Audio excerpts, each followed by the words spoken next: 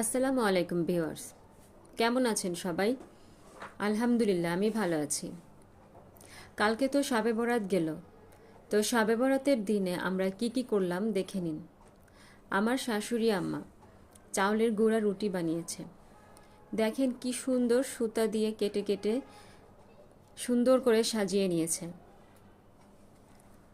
তারপর বেলে নিয়েছে রুটিগুলোকে। ওনার প্রতিটা রুটি সমান হয়েছে। আমিও একটু চেষ্টা করলাম,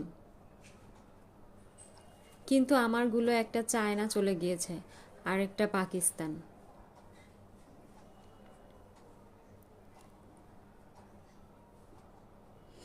যাই হোক,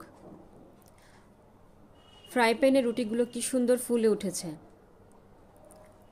চাউলের গুঁড়া রুটি বানানোর সময় কাপড় ভিজিয়ে প্যান মুছে নেবেন, তা না হলে পুড়ে যাবে।